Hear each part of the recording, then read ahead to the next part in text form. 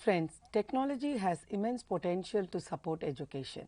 This mind map shows few ICT tools that can support teaching, learning and assessment. Now let us explore some of these ICT tools to understand its use. We have all learned that the sum of the interior angles of a triangle is 180 degree. Usually a teacher draws a triangle, measures the angle and proves this statement. In some classes, teachers conduct it as an activity and makes all students, maximum 16 students in a class, and proves this statement. But one of the research studies shows that 86.4% of the students reported that they don't believe that this statement is true for all triangles, because they have only seen teachers showing one triangle, or they have always done some activity and trying to prove up to 40 to 60 triangle, which is a small number. In such cases, technology can help for understanding the generalizations in better manner.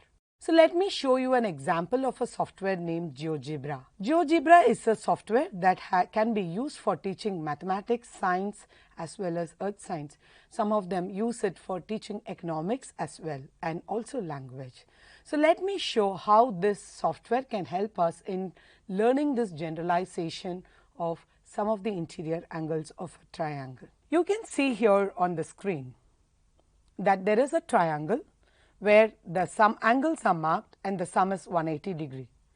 This is similar to what teacher draws on the board. But here, because of the dynamic nature of this software, we can drag the vertices. You can see here the angles keep changing, but the sum remains always 180 degree. So this was shown to the students. So in a second, you can see there we can show hundreds of triangles. So when we use such tools in our classroom, students will be able to understand that it is true for uncountable triangles, which helps them to understand this as a generalization rather than as a factual statement. Let us see another example of the tool named PhET. PhET is a platform where you can see simulations for chemistry, physics, biology and also earth sciences, for mathematics too. We have all studied about pH value in science at our upper primary level. In one of the science teachers' conclave, a question was asked, what is pH value of water? Quickly the correct answer was given by the teachers. Next question was, what is the pH value of blood? Many were not able to answer. When asked why, they replied that they never checked their pH value of blood. A simulation was shown to the teachers and asked what will happen to pH value when water is added to blood. So let us see here. The pH value of water is 7. So let us take blood and check what is the pH value of blood. It shows that it's 7.4 approximately. What happens when I add water to it? Let's observe the pH value.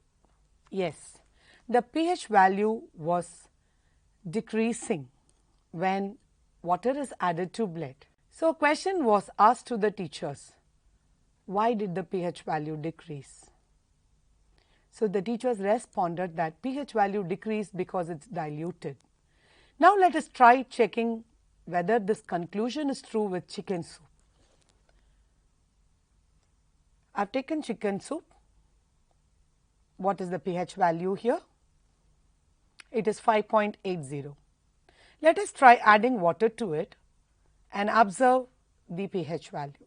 What happens to the pH value of the chicken soup?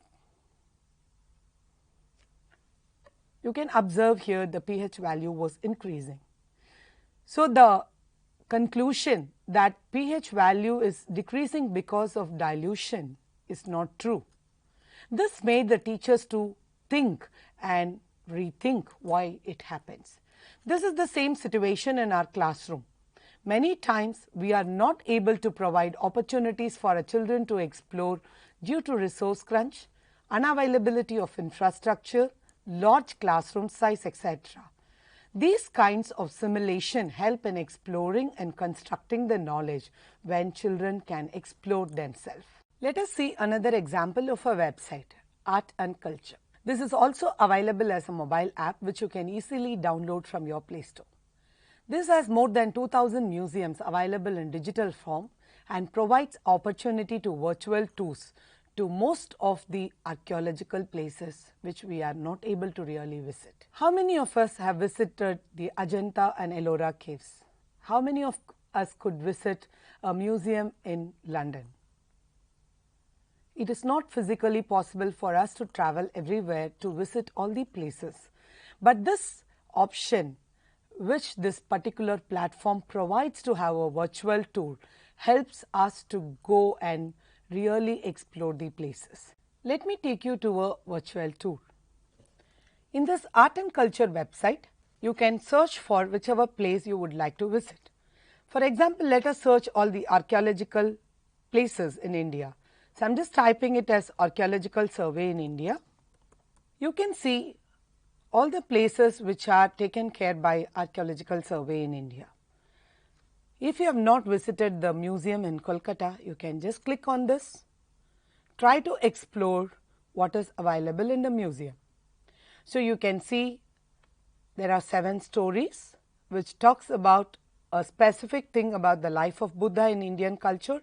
So, whenever you click on this, all the exhibits which are related to the life of Buddha can be seen here. So, the resources are available as visuals. The resources are also available as virtual tour. So, let us take a small trip to Ajanta and Ellora caves.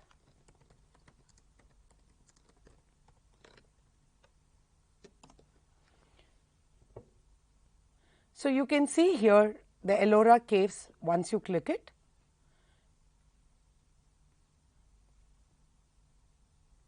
So, let me select one of the images which shows one part of the cave. So, you can see here these are the visuals about Ajanta and Ellora caves. You can take a virtual trip in this platform or also using your mobile app. This is one very useful tool for teaching social sciences, especially the history, geography part of it, which helps students to understand better by visualization.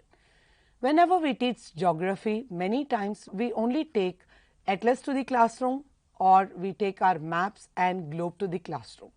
In a classroom which has more than 40 children, we are not able to show the globe to the children. So, the digital globes are very, very useful in such situations. A tool by name Marble helps us to show a digital globe with various features. This does not give only the option for showing a globe.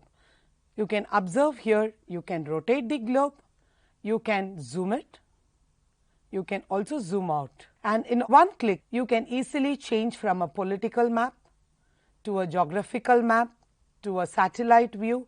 So, whatever you are teaching in your classroom, it is easy for you to shift from one to another with a click.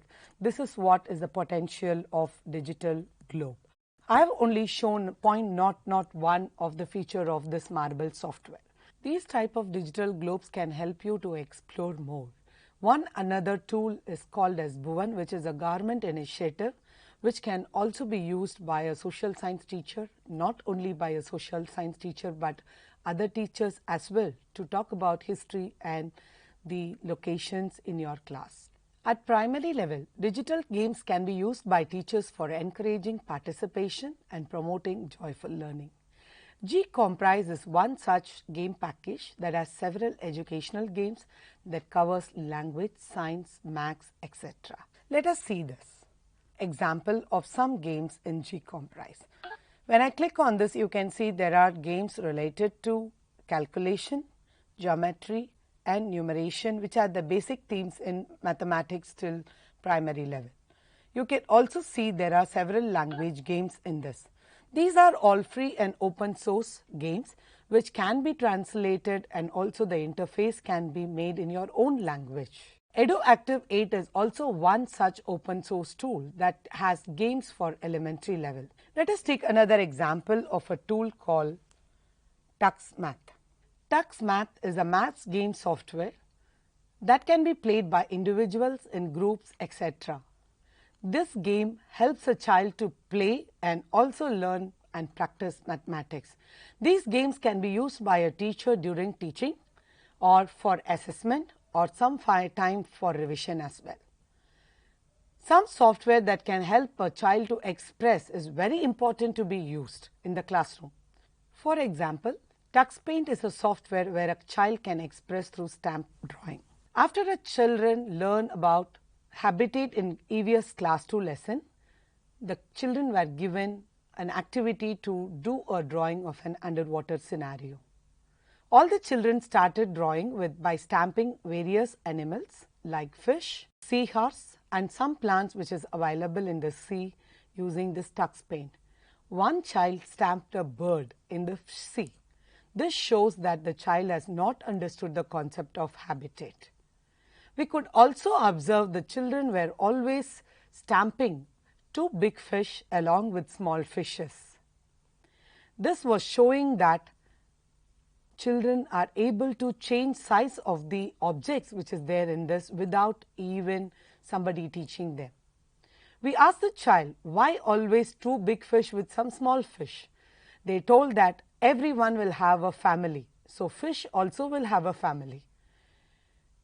They have learnt about family in class 1 in English, but they were able to apply that concept in class 2 EVS activity. This is how a child integrates what they learn. We asked why one fish is little smaller than the other.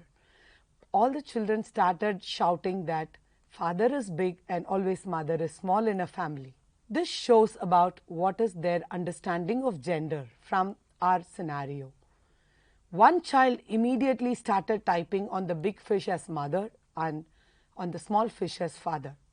So we asked the child, why are you changing it? The child expressed that in my family, my mother pays my fees, my mother comes to school, attends PTA meeting, so in my family, mother is big.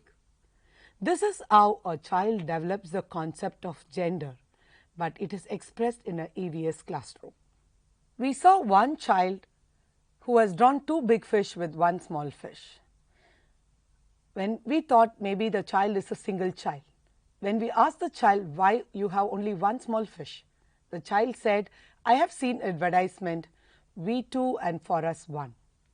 We were very surprised seeing a class 2 child thinking about population control by seeing an advertisement in TV and applying it what they learn in the classroom. This is how integrated learning happens in a child, but such tools for expression helps to bring out such integration which a teacher can always understand what the child has understood and what the child is able to express. Like this, several technologies are available for teachers to use in the classroom to improve teaching, learning and assessment.